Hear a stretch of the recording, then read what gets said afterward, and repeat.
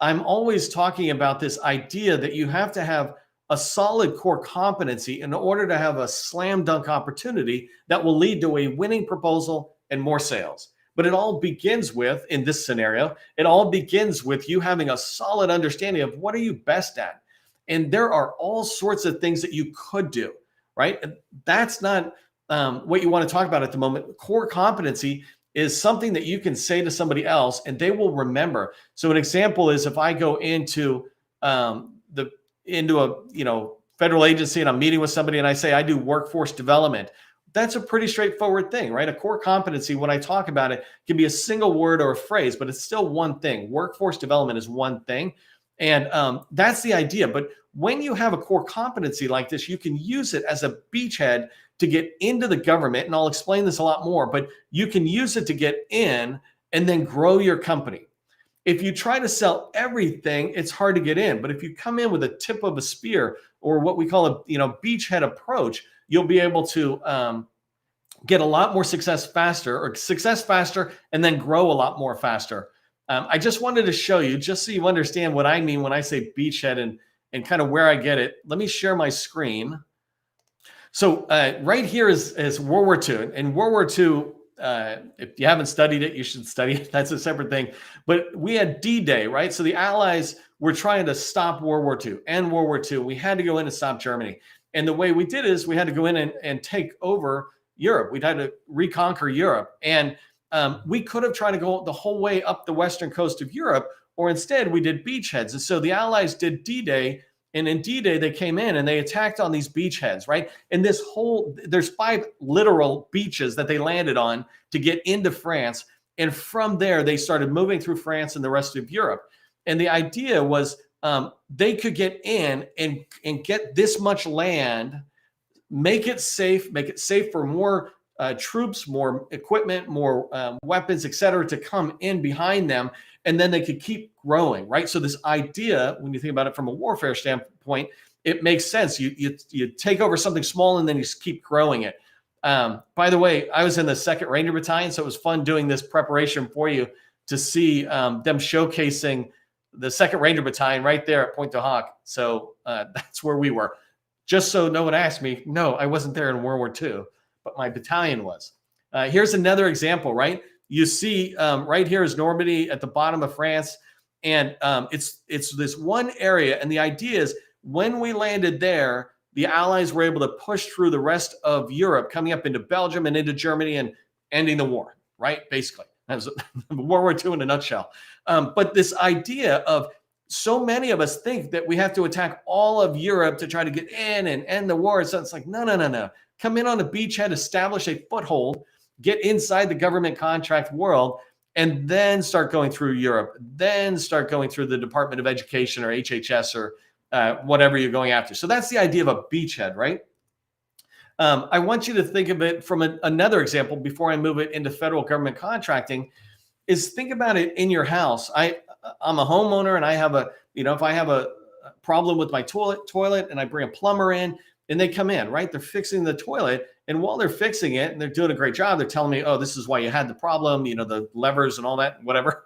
I'm like, you know what? The sink's doesn't drain fast. Can you fix that? And he's, oh, yeah. And he looks at it and he goes, oh, the problem is here. You just need to clean some of this junk out. Boom, it works. Wow, that's awesome. You know what? Do you happen to do tile work? Because the shower, the tile's getting a little out of whack. The grout's coming out or something. Kids are picking the grout out. That's 9-year-olds.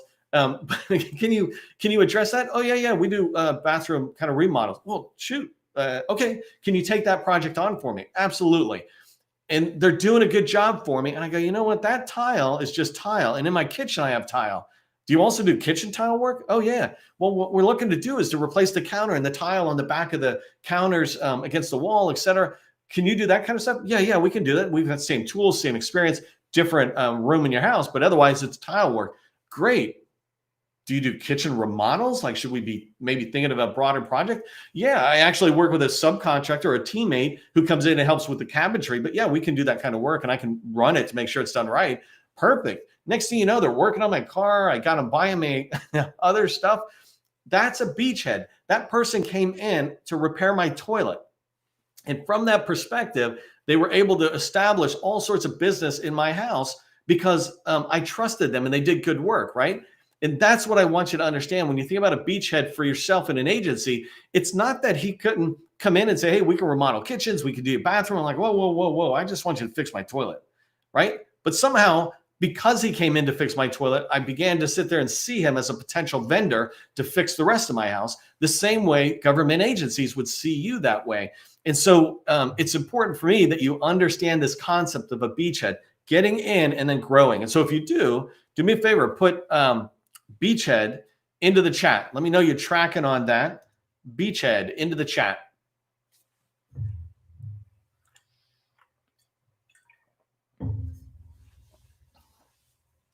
So I want to give you a few examples of a beachhead within the federal government. So the first one I'm going to use is my last company. And there's people in our community right now who also do what I did in my last company.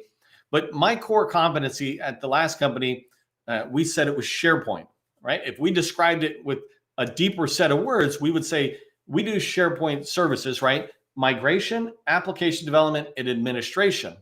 And this is something I want you to start thinking about your own company. Yes, you do a lot of stuff. Yes, you can sell the government a lot of stuff, but it's hard for them to remember a lot of stuff. But it's very easy for people to remember SharePoint as an example. We started getting called, oh, that's that SharePoint company. No, we do all sorts of other stuff. And then we learned, it's like, forget that. We won't tell them we do anything else. We'll just be the SharePoint company, the plumber who's going to fix the toilet. And then once we're in, we'll grow. And so I do migration, app development, and administration, which is basically operations of the SharePoint environment. But the point is, we were able to get in and we were the best at this. We were as good as Microsoft. Just to put it in perspective, we were a small business. Microsoft is, Microsoft. And but because we were so focused, and DoD in particular was our biggest customer, Air Force, Army, we did VA and other places, but we were very good at supporting the federal government, the agencies, with SharePoint services, that we could compete with Microsoft. And their rates were double our rates. And so we were often able to go in there and we could tell stories about, hey, how we had done this past performance for 100,000 users here, 100,000 users there. Those are huge because we were so focused. Well, my point is, as we moved forward and they trusted us, we were able to get projects that weren't directly related to SharePoint, but you could spin it off. For example, we got document management, knowledge management projects, records management projects. This is where I became a certified records manager in the Presidential Record Act and the Federal Records Act. And we started doing projects like that, and projects that began to expand into scopes of training people about policies around their records. Pretty far cry away from SharePoint, but we didn't come in the door saying we do all these things. We just had that expertise to keep going. Same thing with application development. We were doing application development in SharePoint. SharePoint is a application development platform, but because we had the skill sets of app developers and we're in with the CIO shop, they're asking us, hey, can you do Salesforce development? Can you do we've got these big legacy apps, including Fortran-based apps from way back in the day. Can you do these things? Well, we need to bring on some people on our team, but yeah, absolutely, we can do that. They were looking to us as a trusted vendor, and just began to expand what we do. And the last example on this is administration, right? Office 365 and cloud management. So if SharePoint is here, Office 365 is the big cloud that it sits on. And so we were able to get up there and begin to help them out with just running their cloud platforms. And all of this is kind of leading to process improvement. And I'll tell you this one last example. We could have gone in and said, hey, we do enterprise architecture. For those of you who don't know, it's basically IT type stuff, enterprise IT architecture. But we never did. But as we had experience within, this is DHS, and a customer within DHS, we approached them to go after a huge enterprise architecture work with a SharePoint foundation saying, hey, we can do this. But because we had the past performance, because we had established the beachhead and actually began to take over all of France, if you will, they trusted us and they listened to our recommendations. We brought data and evidence, we brought past performance, and we brought the trust that we had developed with them that enables us to go forward. But if we had come in and said, hey, we do all of this, it would have confused them. Well, I don't know where to put you. You guys seem a little disorganized. You're not really putting your energy towards one thing. I don't know if we'll go with you, but because we came in with a beachhead, we're able to grow it. And so I want to give you two more examples that are like that, one in construction and one in cyber. But before I do me a favor in the chat. I want to see you go through this exercise really quick. Don't just be here to hear me talk. Actually improve your business as you go forward a little bit each time, right? What's your one word core competency? I know up above you put your core competency, but right now in the chat, just put one word. And when I say one word, it can be a phrase. So it could be SharePoint, like mine, one word, or it could be workforce development. But what's your one word? And let me give you like 30 seconds to do that. One word or one phrase. Don't make it a long sentence.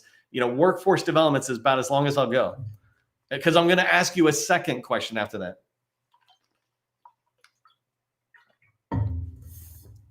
There you go. Manufacturing, e-learning, cybersecurity. Ooh, GRC. I was just working with a customer on that. Evan, we need to connect. I just need to pay more attention. See, look at Evan's putting into the chat GRC. The minute he put it in, I happen to know what it is. I'm like, oh, no kidding. I got to connect with you. I instantly just took something from chat and turned it somewhere else. Using one word that's the right word or right phrase, like somebody's doing subsurface locating. I don't know what that is, but the people who buy that sure know what it is. So let me take you to the next exercise. So you finish putting the one word in. And if you put the one word in, here's the next question. What are three words, only three words that can fit right below that? So an example is I said SharePoint.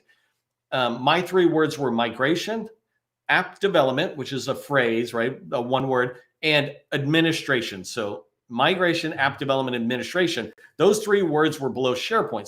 So I want you to do that in chat. What are your three words? If you put in GRC, well, that'll be a little cheat there. But if you put in cybersecurity, what three words are your expertise? I know you can do everything on cyber, but what three words are the place you want to play? And while you're doing that, I'll tell you the reason I had to do this is so that when you walk away, you start understanding it. There's this great thing about data. I'm working with a customer who's doing data security, and there's this great line I love about supporting data at rest, in motion, and in use. And what I was telling them is that is a great buzzwordy type thing that market researchers will latch onto. Sales is about talking to everybody, acquisition people, small business people, and deep expertise, subject matter experts, right? Like cybersecurity. And so you've got to talk for the broader audience. When you go talk to the actual subject matter experts somewhere, the people, the construction manager or the cybersecurity, or the CISO or whoever, then you can get deeper into the language of what you do. But at a higher level, you need to use buzzwords like migration, app development, administration. So let me move on to a construction example. Oh, so I want you to have those three words. Remember those and take them with you and see if they can go in to a single line saying, my company does this at this level. So for example, we do SharePoint specializing in migration, app development, and administration. Oh, no kidding. Tell me more. And that's what I want you to have, is that line that just came from that exercise. Okay, so here's an example of a customer I work with in our workshop that is a construction company when we started working with them.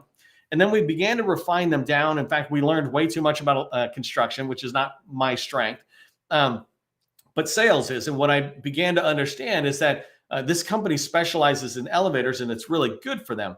And so when you think about their three words, and I just chose their three words, I don't know if they would agree with me or if they're in today's training, but elevators, elevators, that's our core competency.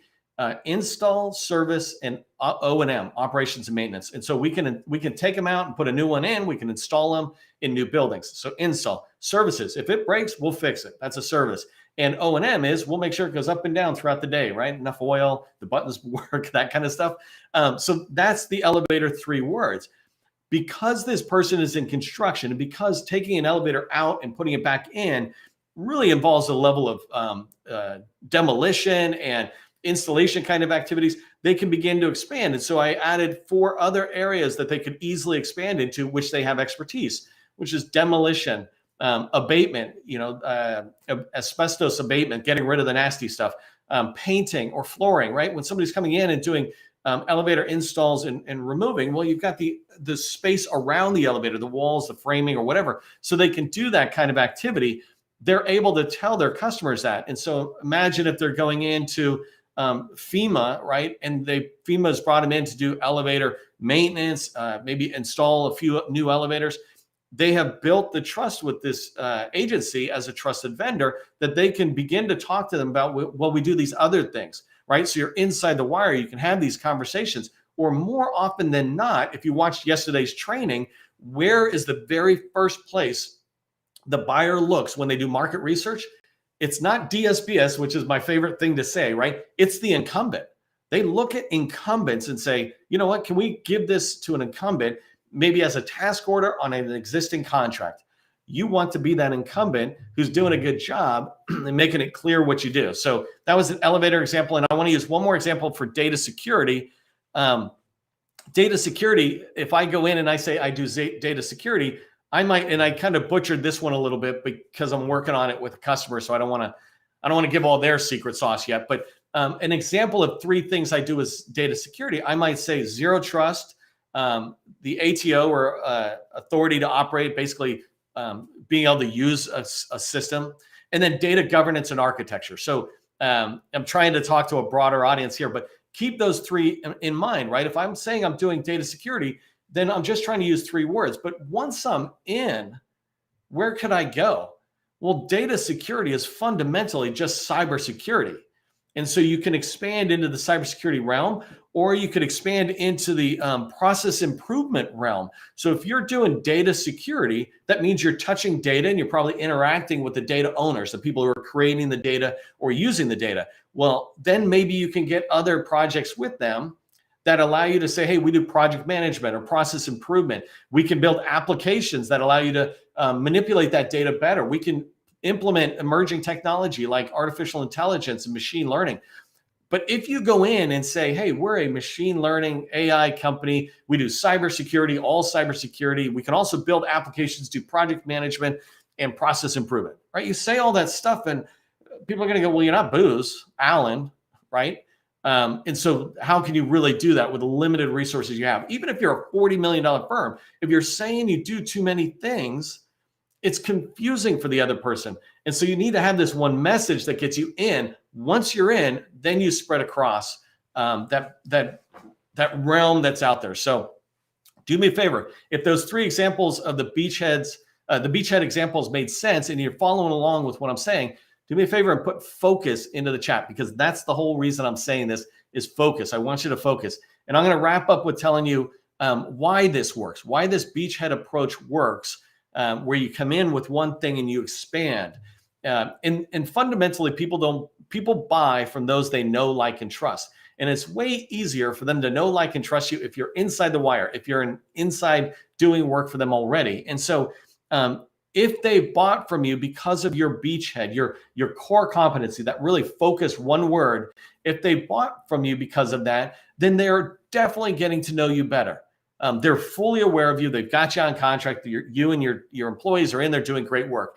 And because you're doing great work and they know you, then they're going to develop this trust. They're going to continue to trust you. And that trust is going to be validated every day by the people you have on your team and who are working on the project. And so that trust will continue to build up through high ratings, maybe you get CPARs, et cetera. And it's, in a way, this is the government looking at you saying, I trust them to do more work the same way I looked at the plumber and said, you can do more work. And through this knowing and liking or trusting you, they will develop a relationship with you. You will develop a relationship with your customer and they will like you. Because you have strengthened how much they know, like, and trust you, you're going to see more business. This is called organic growth that comes out of that whole idea of a beachhead. A beachhead is very specific, new sale, and then you organically grow within an agency. And that's what I want from you. And that's what I'm trying to get across in today's training about a beachhead approach to sales. So as you go forward, the one thing I kind of want you to remember from everything we talked about is that the whole activity that you have to do is to make sure you have a solid understanding of your core competency. So when you walk away, have that one word that says, this is what we do, and the 3 words that are right behind it, so that you can tell that story about, hey, we do SharePoint, specializing in migration, app development, and administration. You know, what's your one line? Hey, if you found value in today's training, do me a favor, throw a thanks into the chat. We work hard to bring you actionable sales tips in the federal market. And remember, government contracting, it is not a secret. It's just a process. I'll see you in the next training.